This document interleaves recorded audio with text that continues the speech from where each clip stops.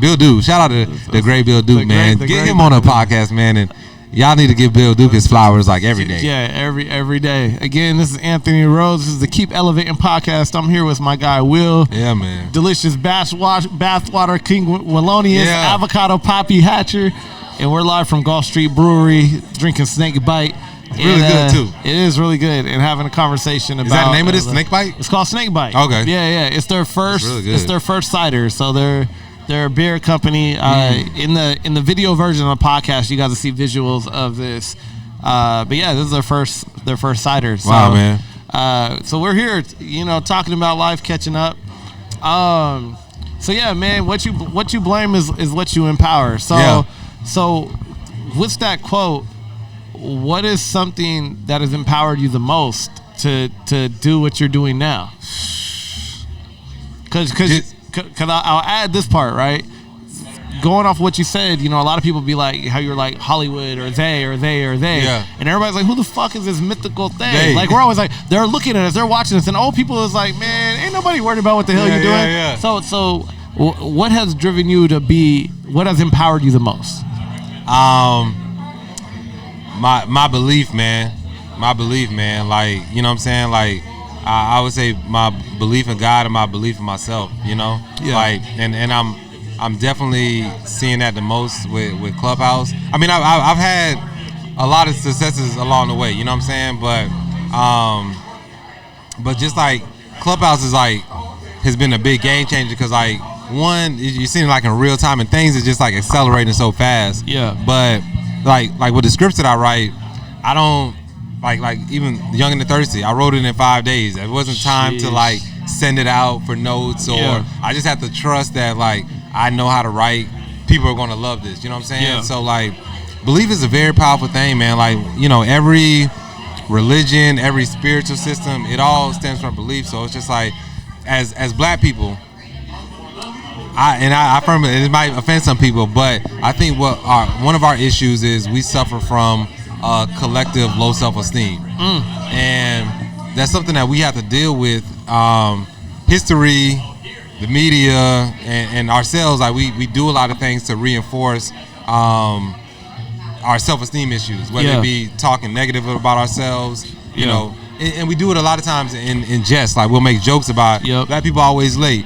Black people don't do this. Black people got bad credit. Black people, you know what I'm saying? So we do these things.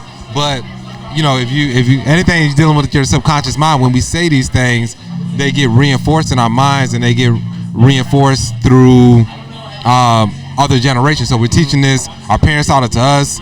We teach it to our friends, and then we teach it to our children. So like these cycles just keep continuing. You know what I'm saying? And it shouldn't be a situation where there's all these, black creators, all these influential black people in Hollywood, and we're still begging to be part of the Oscars. Bro. That's low self-esteem. Why is it that we already got we can literally make our own awards? That's what we do is create. So why are we sitting there like, Oscar's so white and this and that? Like, it's just like, like make your own shit, man. Like either give them the middle finger or you know what I'm saying? Like, but that again, that comes from that's the low self-esteem position. You know what I'm saying? Like look at it just like with a woman. Like you wouldn't sit there and be like, please take me. Look, I'm a good guy. I got money. Please like me. Like she's not gonna show no interest in you. You know what I'm saying? So that belief, man. Like we, as artists and just as people, man, we have to just like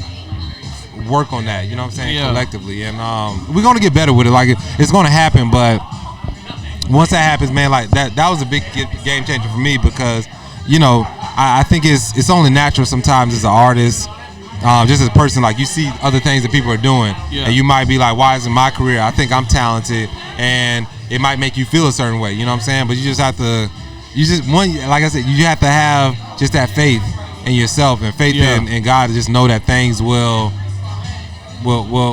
turn out and manifest, and your vision will come to life. No, I agree, because like even with the Oscars so white thing, I'm like, are you gonna boycott this year, but then you're gonna hope you get nominated next year so that your pay scale goes up?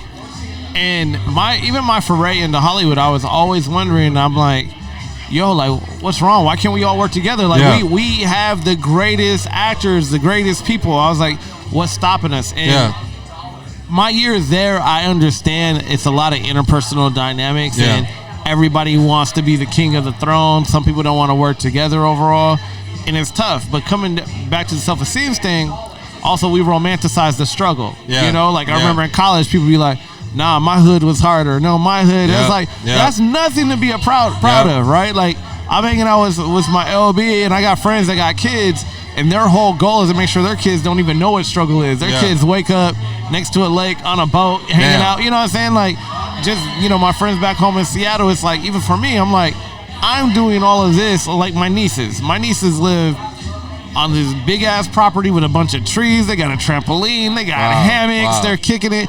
My brother has made sure that, like, they will never even know what a struggle is. Because it's like, but you have to get off of that collective wanting to come together out of our trauma and be like, nah, this is trauma bonding. Yeah. But then when I look at the most successful, like, black folks in Hollywood, it's nepotism that fuels it. I've worked on projects and seen somebody's dad walk in and be like, why are you doing PA? Nah, you a producer. Just like that. And I'm like, I'm not even mad at it. I'm like, that is more inspiration for me to be like, this is what I want to be able to do for my kids. Because that's what the rest of society does.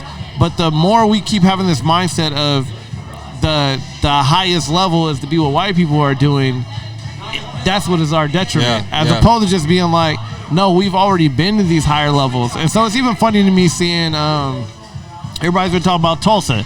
It's been 100 years. This is the history they hid from us. I'm like, they didn't really hide it. Some of y'all just didn't go looking for it. Because I knew about it. I'm sure you knew about it. I'm sure we paid attention in class, or we were interested in our history, whereas other people were just worried about the trauma bonds and how do I get the bag and get the money. But I think you owe yourself to know yourself. So I've always been a history buff because, and I think this is why we get along, because you and I feel like are students of the game in terms of those that came before us. Even when you write and you're like, I'm gonna look at all the black writers. I'm gonna just look at writers, period. Even at comedy, like we could crack jokes about Flip Wilson or the Richard Pryor Show in '77 or Sam Kinison or George Carlin. And there's not a lot of new creators who understand the people that came from before them and understand there's nothing new under the sun. Like there's just things that just, like Cat Williams, one of the most profound things he ever told me one time was, we're not reinventing the wheel, we're just making it more aerodynamic. Wow.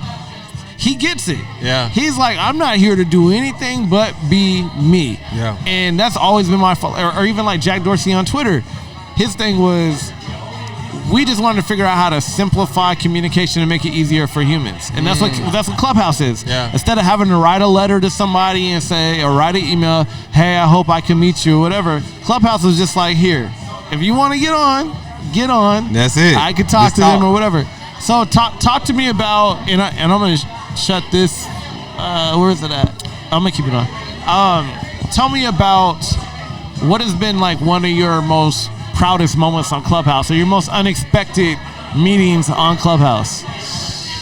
Man, there's so many, bro.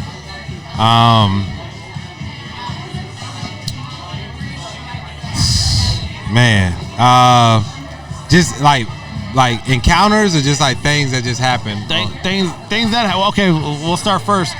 Who's like the most randomest person you never expected to meet on Clubhouse that you met? Celebrity or industry or whatever? Like who? I mean, a couple. Bootsy Collins popped in one of my rooms. You met Bootsy Collins? He did. I tried to invite him on stage. He didn't come on stage. Dang. But MC Hammer. Bootsy, baby. Got an MC Hammer follows me. Kevin Hart jumped in my room. I had Kevin Hart, Tiffany Haddish, Afion, and Tyrese. I did Tyrese Errata Poetry Night. That was fun. That's what he was calling himself, Voltron Life, when he first got on there. Oh, yeah, I remember that. One of the cool things about Clubhouse, this guy gave me, this producer, he gave me a free copy of Logic Pro. Oh, wow. That was really nice. That's in like early days of Clubhouse, man. I just felt like people were really, they would just go out of their way to be nice, but it was smaller. But I went in the room, and I was like, look, I do comedy music. I want to just take my music to the next level, like, and I was telling them, I was like, I watch videos of like these rappers recording in their hotel rooms, and I was like, what type of sound do I need? I was like, right now I'm recording on GarageBand, and I have a pretty decent mic, an AKG mic, and it was like, okay, so you need to get I forget the name of the mic. They said it was I forget the name of the mic, but it was like $800 mic. To get that, they was like get Logic Pro, and he's like, you know what, man, I'm gonna just send you Logic Pro. What's your email? And he just sent it to me, and I was like, damn, that's pretty dope. So nobody, you don't even know me, but he produced with like Wiz Khalifa and a bunch of other big name producers, but just sent it to me. So I thought that was like really cool, man. And then like I said, the love on Clubhouse has been amazing, because like after every production, you know, you get to open a room up, people come on stage and tell you about the production. So like that's been like amazing, you know, this like getting real time like reactions from your productions. And then like Throw Baby the musical was like a big game changer for me as far as like production, because like prior to that was my second production. Prior to that, I did a spec script for Insecure, and we just stretched ourselves so much producing Throw Baby. And then the love that people were like, they were tweeting about it. Somebody, you know, this is somebody else's words, not mine. They were like, Throw Baby, the music is better than Coming to America. And I was like, hey, look, hey. That's what the people said. I didn't say that. That's what people said. It's on Twitter if you want to see it. But just seeing that, man, was just like so dope. And like knowing that that you can write something, you can produce it and have it out, you know, in a month's time was like a game changer. And then being able to like provide opportunities for like comedians and actors. And one of my boys, he produced when I did my Atlanta spec. He was like a first time producer, like making doing sound design, but whatever. Like, you know, he dope producer, been produced for years, but he's like, you know, I've never done this before, but I'd love to try. And I was like, well, I need somebody.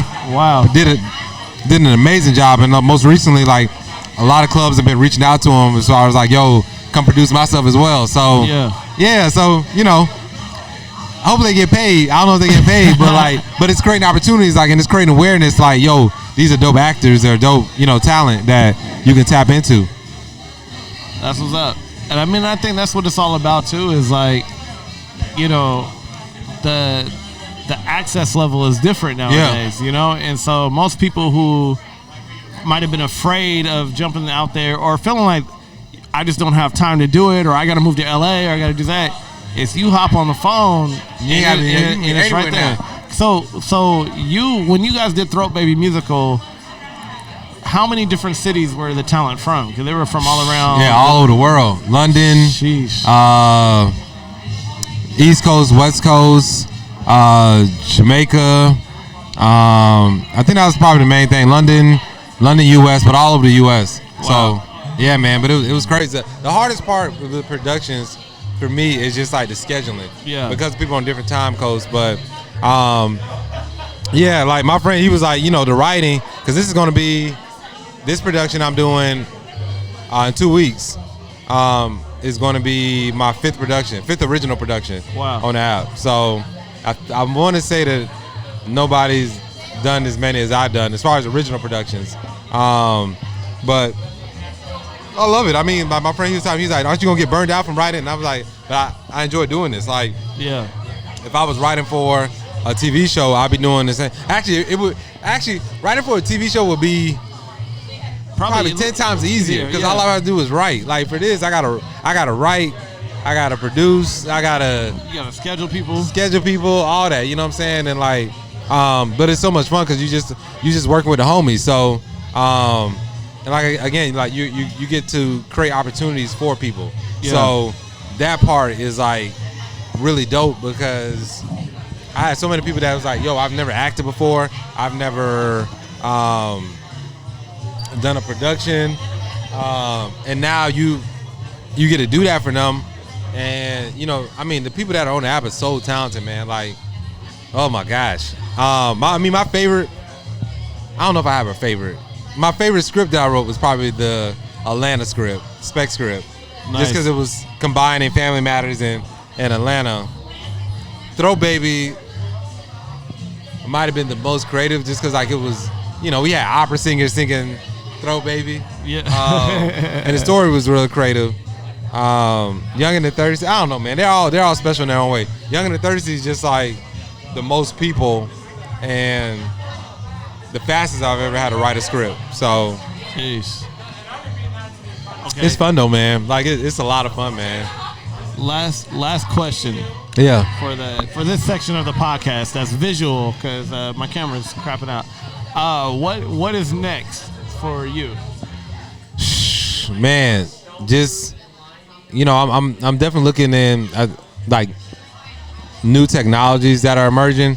I think that's probably like, cause like when the pandemic happened, I was telling you, I was just like trying to think like, okay, what do I do to stay creative? And I was like writing. Like no matter what, if you can write, if you can story tell, you can go to like any industry, and you can go, because the medium will change, whether it's radio, film, TV, fucking video games, whatever. You know what I'm saying? So now it's really just being like, I for the longest I was like, man, we need to tell different type of black stories. We need to dive into black fantasy and horror, and I mean Jordan Peele's doing horror, but sci-fi and all that. And now it's just like, no, I'm not telling nobody no more what we need to do. Like we just gonna create it. You know what I'm saying? And like whether it be, because I never thought about doing audio productions until Clubhouse. Yeah. And now I'm like, yo, audio productions are like really dope. It's old school radio. Yeah, that's what I'm saying. So, but there's a lot of new technologies that are emerging with AR, VR,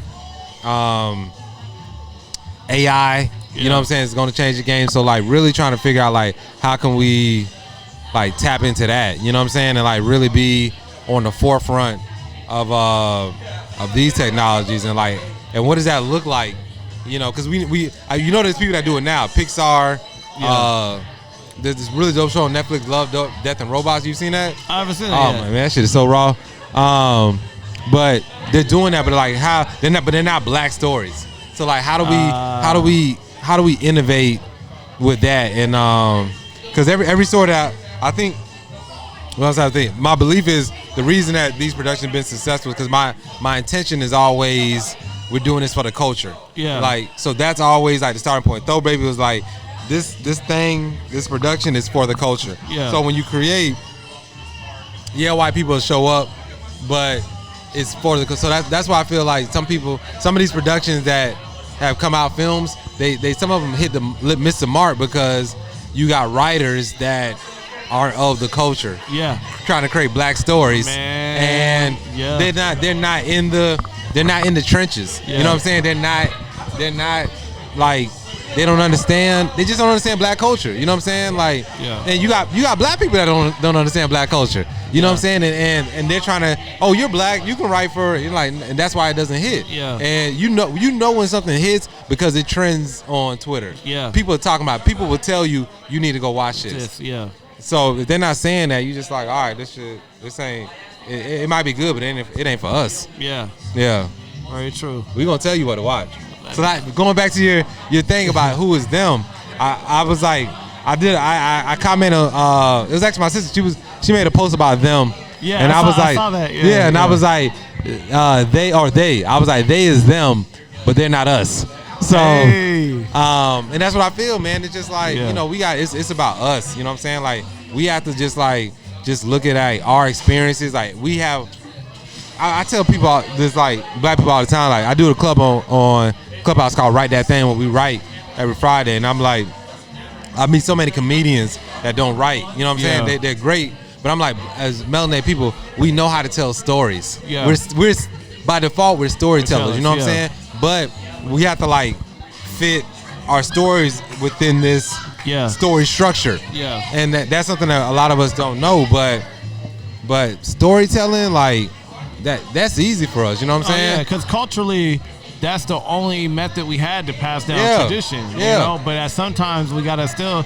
I think the thing is, we get so caught up in how we survived through slavery out here, air quotes and all that. I mean, that bullshit. But we also lose sight of the fact that we were the first to write manuscripts. We were the first to do mathematics. We were the first to have a written language to pass it down. So just because that past got interrupted doesn't mean that we can't go before that. And also remember, like you're saying, there's a structure in which we could put our stories. Yeah. So that, it's something I've been thinking about too, man. Is just as far as like, this is a book I read called When the Shoe Fits, and they have a good like parable in there. It's about what's the thing with a bunch of, is it a centipede that got like 1,000 legs? Yeah, a centipede, yeah. So it's a centipede and a frog, right? The centipede walks up to the frog. It might be a different animal, but just say a frog. But the centipede walks up to the frog. The frog looks at the centipede, and it was like, how are you moving all your legs at once? Yeah. All 1,000 of those legs. Like, it's like, I only got 4 legs. Like, how do you move 1,000 legs at one time? And the centipede thought about it for a second, and then he looked at the frog and he said, don't ever ask another centipede that question. And it was like, why? He was like, before you asked me that, I had no trouble moving my legs. Now that you asked me that, I can't move at all. Wow. So it makes me think, it's just as far as like when we create, you know what I'm saying? Like, I know there's structure. Yeah, fucking Save the Cat and all these bullshit ass books. Yeah. But like, if nobody ever told you how to write and you just had to write, what type of stories, you know what I'm saying? 'Cause even now, like, I know how to write, but my filter now is this structure. You know what I'm saying? So like, what does it look like if we just told our stories without? We see that sometimes though. We see that with the web series. Yeah. With people that just like I see a lot of the hood web series. They just like, yo, I'm just get my camera and a lot of times we look at those and like, yo, that was dope. You know what I'm saying? The acting was whatever, but that story was like. So I think like we have to like get to that and like just like as artists like start exploring that. Like let's throw everything that we learned out the window. You know what I'm saying? Like, let's make it a good story, but let's throw it out the window and see what does it look like when we just be like original with it. You know what I'm saying? Don't try to be like, fuck going to, you know, whoever. I don't even know the big studio, but fuck such and such thinking that our shit is dope. Like, does the culture like does fuck what they think? Yeah. Does us do we like what you know what I'm saying we created? So so it's not about them or they. It's about us. Yeah. And we. You know what I'm saying? So, but yeah, that's something I've been thinking about, man. Just from a artistic and like creation standpoint, like what does that look like? Yeah, definitely do us. And so, closing out, where can people continue to find your stuff and find you? Definitely go to avocadopoppy.com. I'm definitely right now it's a merch store, but I'm going to be revamping that site to make it more interactive and add and more innovative. You know, I definitely want to make it something where I'm going to be I'm into herbology, so I'm going to start selling herbs on there as well. Because during the pandemic, I started learning about herbs, and I know the importance within our community to like just provide that resource. I do it on Clubhouse. I do a breathing set where I teach people how to breathe. But I'm very much like I really want to make sure health-wise we are knowledgeable, because like we shouldn't. Doctors are great. Nothing against doctors, nothing like that. But we have to be self-sustainable. Like we need to know how to take care of ourselves. We need to know if I get sick, I need to know what type of herbs I need to take. I need to know all these. Like, so we need to. So I want to help educate. Hopefully I can do that through my comedy and make it conscious. But Avocado Poppy, Instagram, King Wallonius. If you just type in King Wallonius and avocadopoppy.com, you can find all my stuff. So Bet. Well. Also, stay tuned for the audio version. We'll go through on some tips that you can use just to improve your writing, improve just getting out and doing shit. So we're going to have another conversation that'll be broken down into some smaller tips about stuff. So again, I'm Anthony Rose. This is my guy, Will Hatcher. Yeah, this man. Has been the Keep Elevating Podcast. So, hey, stay tuned. We got it done. Sponsored by Gulfstream Snakebite. And as you see, it is gone because it is that good. Stay tuned.